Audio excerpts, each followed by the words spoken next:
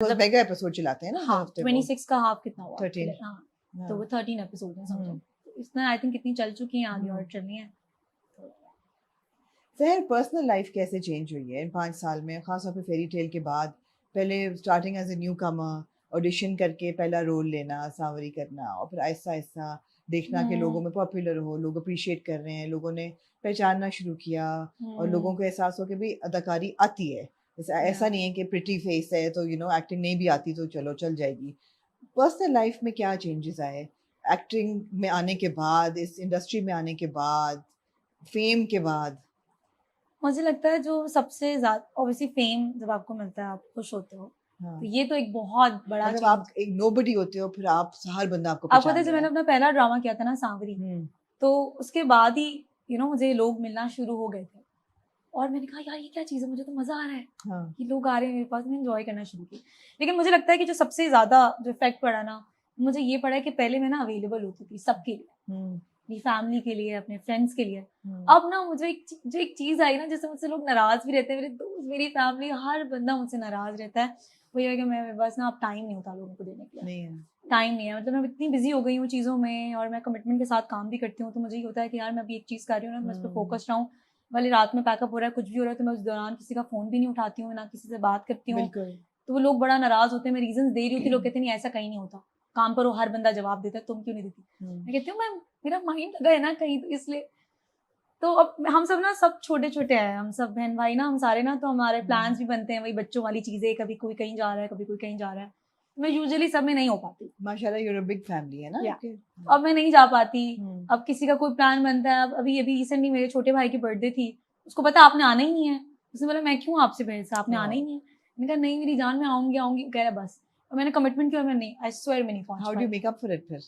बस फिर उन्हें खाना खिलाते हैं, रिश्वत लेते हैं मुझसे वो लोग, सब चीज़ें करते हैं। हाँ। लेकिन ये है कि वो ये कहते हैं, वो उनका यही है कि आप बाद में तो कर देती हैं, लेकिन वो मोमेंट होता है ना, उसमें आप नहीं होती हैं। Because you are one of the eldest ना, आप बड़े हो। No, no, no, no, no, I am second the middle third one. You the middle one. या अच्छा अच्छा। तो ये है कि वो फिर भी ना, सबका ही होता है कि नहीं आप, मैं कहती हूँ भाई बाकी तो है ना, बाकी तो हाँ बोलो, मुझे क्यों बोल। हाँ। लेकिन मैं नहीं होती, तो आई थिंक ये वक्त का बहुत हो गया है, बट फिर भी मेरी फैमिली बहुत खुश है कि सहर सॉर्टेड है, अपना काम कर रही है, उसको पता है उसने क्या करना है, और अपनी जिंदगी में खुश है। बाबा भी बहुत खुश होते हैं देख के, मैं बता रही थी ना एक्साइटमेंट के साथ, ये हुआ है, ये हुआ है, मेरा ये शूट होने वाला है, तो बहुत खुश भी होता है। Are they proud of you?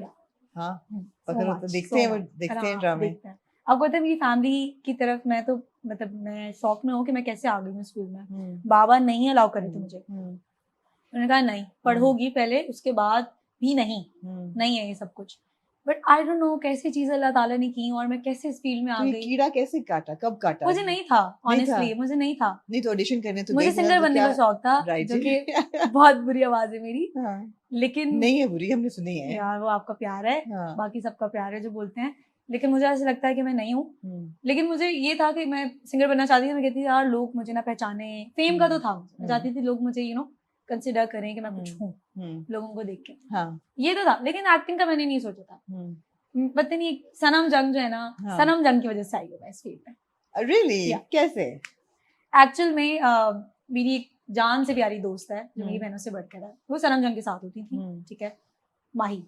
तो वो बेसिकली उसने मुझे इंट्रोड्यूस करवाया सनम से। सनम जी ने मुझे कहा कि हाँ तुम कर, उन्होंने महेश भाई से बात की, उन्होंने मुझे ऑडिशन के लिए बुला लिया। मैंने अपना स्टडीज बंक करके चली गई, और मैंने पता नहीं क्या, आई डोंट नो, मुझे नहीं पता, मैंने कहा यार चलो, मुझे नहीं पता था घर वाले क्या करेंगे, क्या रिएक्शन होगा, मैंने बिना सोचे सब किया।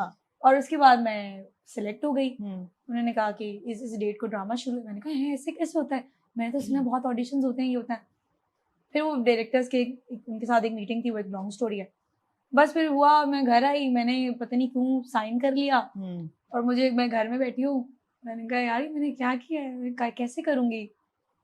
फिर लॉन्ग स्टोरी है, दादा से डिस्कस किया, दादा जान ने बोला बस मेरी तरफ से इजाजत है। पता नहीं कैसे दादा ने इजाजत दे दी, मुझे नहीं पता, क्योंकि कोई नहीं मान रहा था। तो दादा ने कहा कि मैं देता हूँ इजाजत।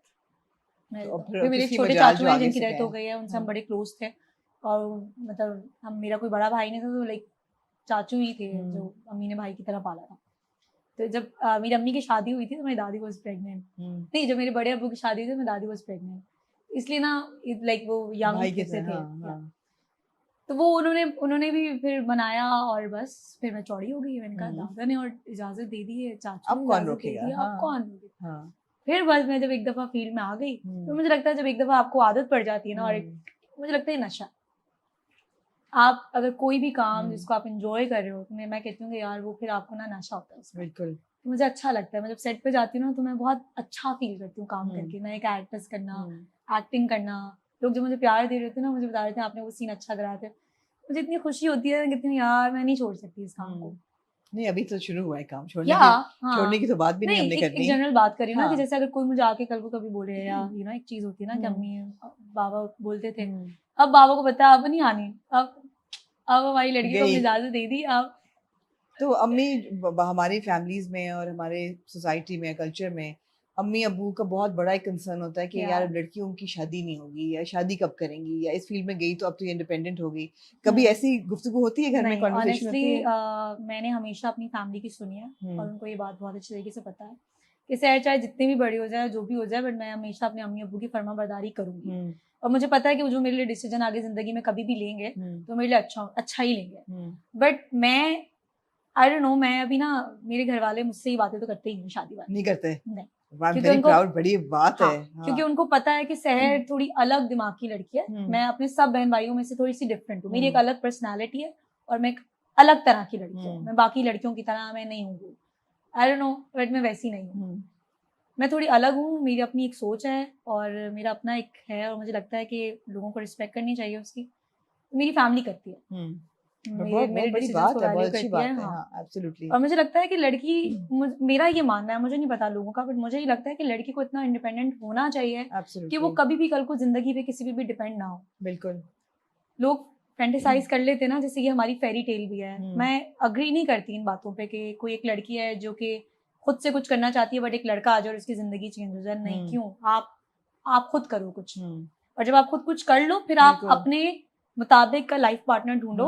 अगर आपको लगता है कि आप कंपैटिबल हो, आपको लगता है कि आप दोनों आगे जिंदगी गुजार सकते हो, तो आप करो। मैं अभी इसी तरफ आने लगी थी कि फेरी टेल का तो कॉन्सेप्ट ही ये कि एक लड़की जो है वो बेबस है बिल्कुल, और फिर कोई प्रिंस चार्मिंग उसको आके बचाए। प्रिंस चार्मिंग क्या है ना फरजाद, है ना prince charming? No, prince charming जैसी जो चीज है ना, डजंट एग्जिस्ट। नहीं करती, नहीं, मेरे लिए नहीं करती। लोग, मुझे लगता है प्रिंस चार्मिंग आपका वो इंसान होता है जिस, मतलब वो कोई भी हो सकता है। अब फॉर एग्जांपल मुझे आप पसंद है और आप मे बी आप काइंड हैं, या मे बी आप जो है वो, आप में कोई भी खूबी हो सकती है, आप जो है ना प्यार में बहुत अच्छी हो, या आप किसी भी चीज में कोई भी अच्छी हो, तो फिर आप मेरी प्रिंस चार्मिंग हुई ना। तो वो मेरे लिए प्रिंस चार्मिंग वो है, अगर मुझे किसी की कोई चीज पसंद है, क्योंकि हर इंसान में खूबी है जो कि उसको डिफरेंट बनाती है। अब कोई किसी का पार्टनर है, मेरी बहन मुझे बोलती है यार मेरी बहनोई में, जो मेरी बहनों उनमें ये चीज अच्छी है, तो फिर आपका वो प्रिंस चार्मिंग हुई ना। बट जो प्रिंस चार्मिंग जो हम दिखाते हैं, फैंटेसाइज करवाते हैं लोगों को, जो आइडल, वो तो नहीं एग्जिस्ट करती हमारी आजकल के दौर में, तो नहीं है वो चीजें। तो हमने लोगों को आई थिंक गलत दिखा रहे हैं कि ये है। आई थिंक होता हो बट रेयर, लोगों के ख्वाब नहीं तोड़ते ना, रेयर नहीं, हाँ है, बट मुझे लगता है मैं हमेशा अपनी सबको बोलती हूँ, मैं ये बोलती हूँ कि यार हर लड़की को ना इंडिपेंडेंट होना चाहिए, एब्सोल्युटली डिपेंड नहीं होना चाहिए। एब्सोल्युटली। आज मैं बड़ी खुश होती हूँ कि मैं इस एज में जो है ना, मैं अपना अर्न कर रही हूँ। मुझे कोई भी चीज चाहिए होती है आमना जी, मुझे ये नहीं होता कि यार मैं बाबा को जाके बोलूं या मैं मामा से रिक्वेस्ट करूं। मुझे ये होता है कि उल्टा मैं करूं।